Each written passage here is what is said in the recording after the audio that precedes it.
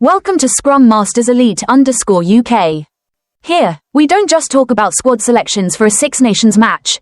We talk about how English rugby dares to bet on the future, gives opportunities to the next generation, and builds long-term resilience. Don't forget to subscribe to the channel if you enjoy this kind of analysis. Personally, what I see here is not merely a debate about team selection or personnel choices for a Six Nations match, but, more profoundly, a very typical snapshot of development thinking, risk management, and succession philosophy in modern English rugby. Stuart Barnes's viewpoint, and the contrasting perspectives of Sam Warburton as well, opens up multiple layers of thought, from injuries that initially seem like setbacks, to the way adversity can be turned into opportunity, and especially how a major rugby nation chooses to face the future rather than obsess solely over the present. First of all, what impressed me most was the way Barnes described the choices he proposed as the rawest selections.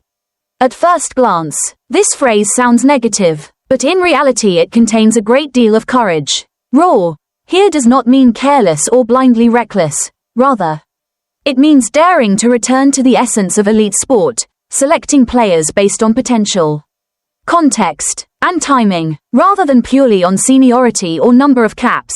Barnes sees this year's Six Nations not simply as a tournament that must be won at all costs, but as one stage in a long-term preparation process for the 2027 World Cup. It is precisely this perspective that gives his argument its depth. The fact that England are currently on an 11-match winning streak is an extremely important detail. That run of victories is not only meaningful in terms of results, it also creates a psychological buffer, something national teams do not always have. When you are winning, you earn the right to experiment. When collective confidence is high, you can afford to take greater risks.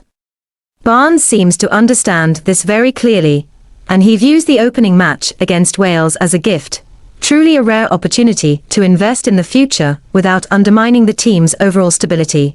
In that context, the name Billy Sela emerges as the symbol of the entire debate. A 20-year-old player who has never been capped, being proposed to start in a Six Nations match. This is bound to make many traditionalists raise an eyebrow. But if we flip the question around, if not now, then when? Barnes clearly points out the hidden danger. Injuries to key front row players could very well recur by the time of the 2027 World Cup. If, at that point, the fourth and fifth choice options are still merely paper solutions, England will find themselves on the back foot. Bringing Sela into the spotlight early is precisely how you avoid that scenario. I sense in Barnes's argument a very real obsession with the World Cup, something that is always the ultimate yardstick for every decision made by an England head coach. He doesn't state it outright, but the image of bitten-down fingernails when imagining a World Cup with a depleted front row says enough about the scale of the pressure. That is why the Six Nations, prestigious though it is, yet not the final destination, becomes the ideal testing ground. Here, Barnes does not see injuries as a disaster, but as a catalyst forcing the coaching staff to be more creative and bolder. Another point I strongly agree with is Barnes's desire to protect Sela by surrounding him with the experience of Ellis Genge and Jamie George.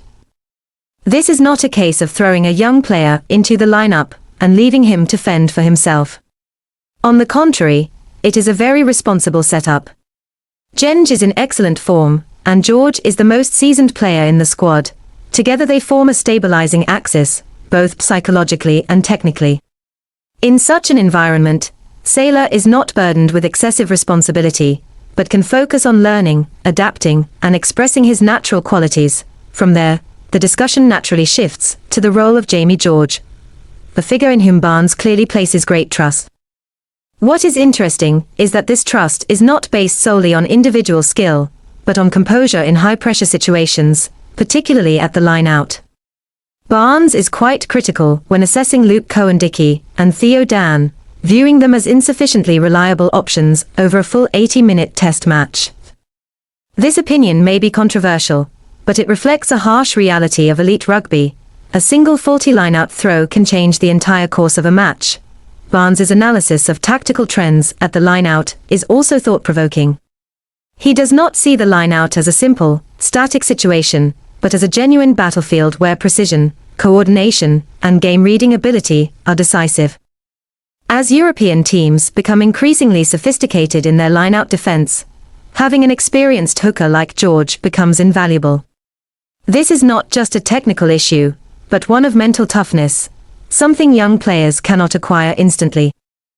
Jamie George's comments at the Six Nations launch in Edinburgh further underline his leadership role.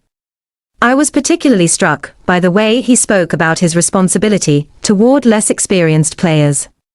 He did not emphasize instruction or criticism, but rather the feeling of being welcomed and of belonging to the group.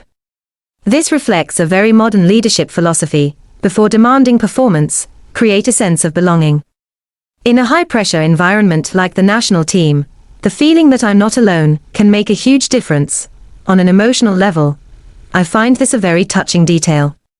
It shows that England are not just a winning machine, but a community, where young players are guided rather than thrown into the fire. When George talks about clearly defining what we accept and what we don't accept, I sense a very clear boundary between discipline and closeness.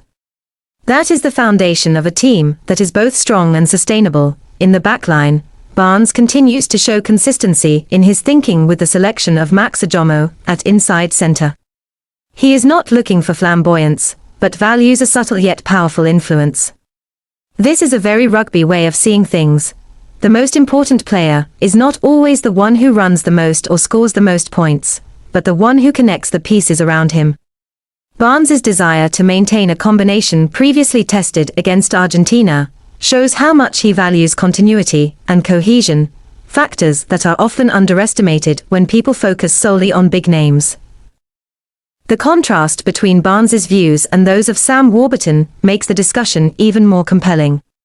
Warburton does not oppose giving Sela a chance, but opts for a more cautious approach: Sela on the bench, with Joe Hayes starting.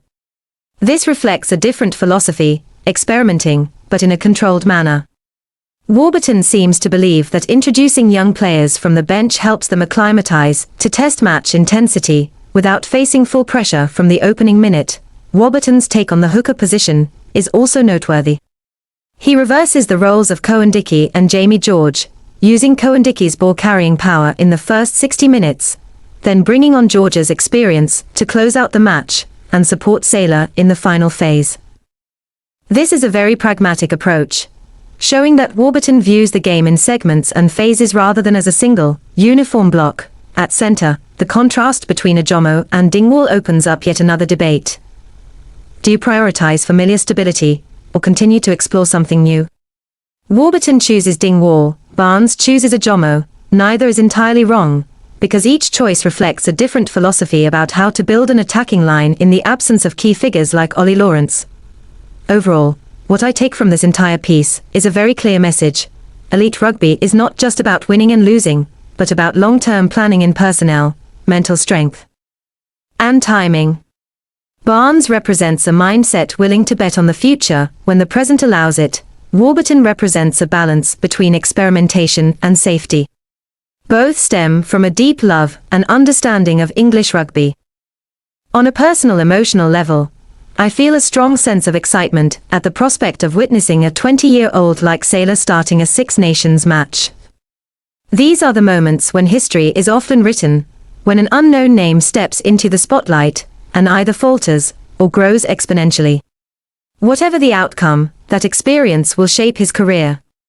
And viewed more broadly, it reflects the courage of an entire rugby culture, one that dares to trust its next generation. Finally, what I value most about the original article is not the specific team list, but the spirit of questioning it embodies. What are we preparing for? And how are we preparing for it? In a sport as brutal as rugby, where injuries are unavoidable, the ability to adapt and a long-term vision may be even more important than on-field tactics. Barnes uses the story of Sela, the front row, and those raw selections to remind us that sometimes, the safest path is precisely to dare to take the right risk at the right moment. Rugby isn't just about winning or losing, it's about having a vision for the future. If you like in-depth rugby analysis, subscribe to Scrum Masters Elite _UK and join us on this journey.